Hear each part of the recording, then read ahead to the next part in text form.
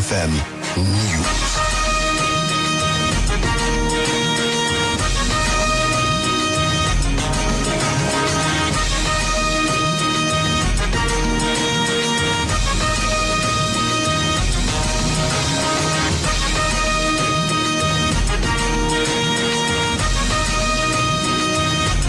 The time is 12 o'clock, broadcasting live from the International Media Center in Ilorin, Kwara State, Nigeria. Good afternoon and many thanks for staying with us on Royal FM 95.1. Here's the midday update. I am Omonike Babatunde. First headline. President Tinubu reacts as boat capsize kills 103 people in Kwara. Atiku asks tribunal to summon INEC boards as witness. Labour Union calls for more economic equality to address child labour. And on the foreign scene, 9 killed as ethnic violence continues to grip India's Manipur. And in the world of sports, Super Eagles honour Osime Finidi, who drove for Imagine League champions. You're listening to Royal FM 95.1 in Ilorin. Enjoy good radio, Royal FM 95.1 wherever you are by downloading the Royal FM app on Google Play Store. You can also listen to us by visiting the Royal FM website at www.royalfm.net or watch us live on our social media pages. The news continues after this short time out.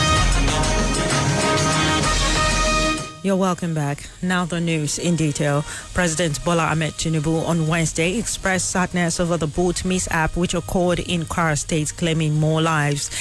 Reacting to the sad news, Tinubu, in a statement by Abiodun Oladojoyi, Director of Information, State House, expressed sympathy and condolences to the families and friends of the victim of the tragic mishap, while urging the Kwara State government and relevant federal government agencies to look into the circumstances surrounding the boat accident. President Tinubu promised that his administration will look into the challenges of inland water transportation in the country to ensure safety and operational standards are strictly adhered to.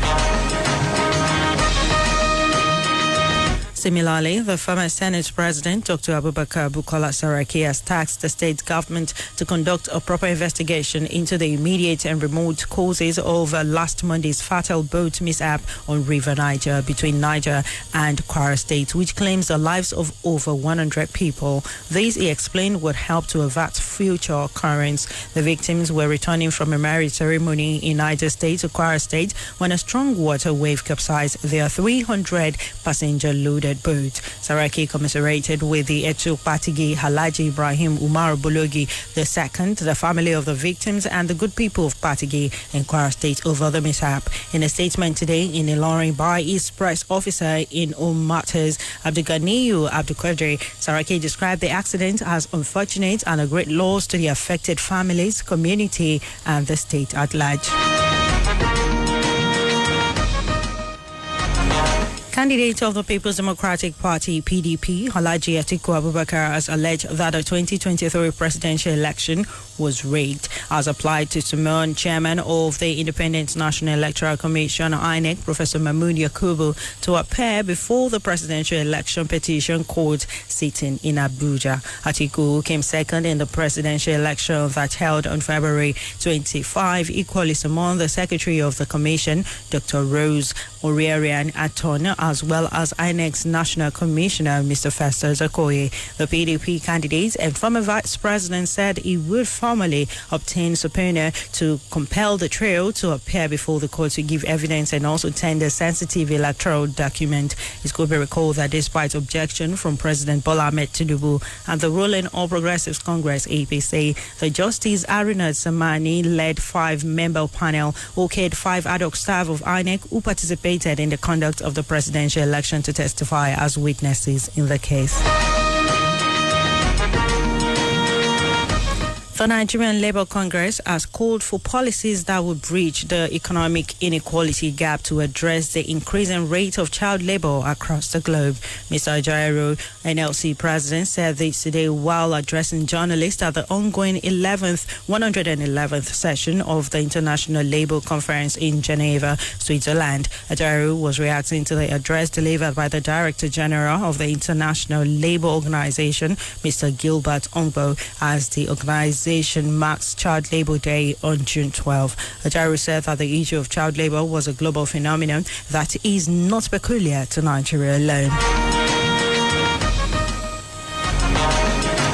Verification of workers in Abia State Ministry of Information and Strategy has commenced.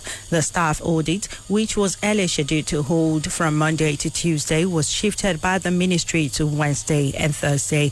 A release signed by the Permanent Secretary of the Ministry, Charles Ufekwe, advised the workers in the ministry to come to the Administration Department of the ministry for the verification with photocopies of their service document. Sources in the State Civil Service told newsmen that the staff audit may not be unconnected with Governor Alex Oti's administration's determination to flush out ghost workers from the State Civil Service. The news is reaching you from Royal FM 95.1 in London. We take a break now, and when we return, we'll bring you the foreign news as well as news from the world of sport. Please stay with us. I don't dare this hospital, they wait for more than 4 hours. If you see the crowd, we gather the way to see doctor. No, we even there for the doctor. I don't dare for more than 4 hours. What is this? Please, this is a hospital environment. Now, so one big oga just walk us straight, enter inside doctor office. Him no even say other people don't they wait to see the same doctor. We did something then they even clear road for him. Hey, you're welcome, sir. The doctor will see you now. No, because a big man. No, sit down, look. No, sit down, look. No, sit down, look. Broadcasting live from the International Media Center in Ilorin, Kwara State, Nigeria, the Midday news continues. And moving on to the foreign scene.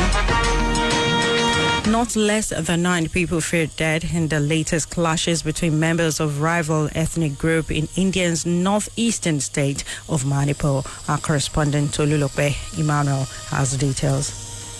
Good afternoon and welcome to Royal FM Foreign News, brought to you live from our international studio. My name is Tolulope Emmanuel.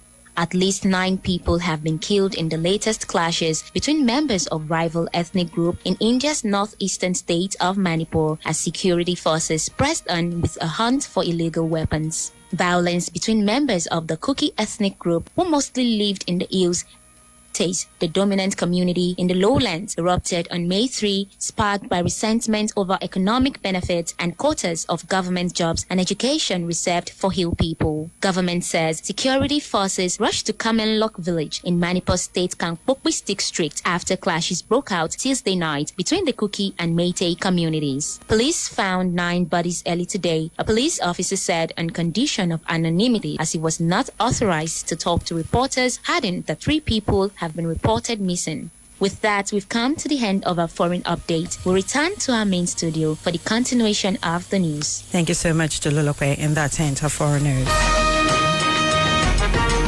In the world of sport today, Victor Osimhen was given a guard of honor by his Super Eagles teammate for emerging league champions with Serie A club SS Napoli. Assistant coach Finidi George, who led Enyimba to a historic 9th Nigerian Premier League title, and goalkeeper Uju Olonreleke also received the same treatment. The trio were given the guard of honor prior to the team's training session at the Mobolaji Johnson Arena, Onikon, Lagos on Tuesday. Osimhen scored 26 goals and provided 4 assists in 32 league appearances in the 2022-2023 season. Update. Up ahead is a soundbite. In our soundbite this afternoon, Asari Dokubo reacts to fuel subsidy removal. So for me, this is one of the biggest steps. Like I said, I've always said, I'm not apologetic. I said, if Ahmed Bola Tinubu fails, hold me responsible. Because I have known him since 1992, and I know what he stands for. And I can stand in the gap between him and the people and say this thing. This is a step that my brother Goodluck failed to take, even when he had the opportunity. This is a step that after talking no subsidy, General Muhammad Buhari was not able to take. Ahmed Bola Tinubu took it from the first day. Now you take about 8 trillion naira every year. This is wickedness. And you use it to service the gluttonous appetite of a few people. Because because they shout, because they have the cameras like I have today. So they set the agenda for the people, why the people are suffering. I believe that the 8 trillion, about $10 billion will change the fortunes of education, will change the fortunes, will change the fortunes of agriculture and road transport. What I am opposed to is for NLC, Nupeng and others to go and to say these people do not constitute even 1% of the population of this country. That palliative should be given to them. That was a soundbite of the day where Asari Dekoba reacts to fuel subsidy removal. And that's it on Media Update. But before we go, here again are the headlines. President Tinubu reacts as boat capsizes, kills 103 people in Kwara. Atiku asks tribunal to summon INEC boss as witness. Labour Union calls for more economic equality to address child labour. And on the foreign scene, 9 killed as ethnic violence continues to grip Indians' Manipur. And in the world of sports, Super Eagles honor Seme Finidi Ujo for Imagine League champions. The news was put together by Adeyemi Adewale and edited by Dada Oluwabamishi. Enjoy good radio, Royal FM 95.1 wherever you are by downloading the Royal FM app on Google Play Store. You can visit www.royaltimes.net for update on the news. And able to join us for a subsequent bulletin at 2 p.m., 4 p.m. and 6 p.m. for news around the globe. Should you like to contact us for comment, observation, and information regarding unfolding events around you, kindly reach out to Royal FM Newsroom on 0805 0999 968. One more time, 0805 0999 968. I am Omonike Babatunde. Good afternoon. For communities in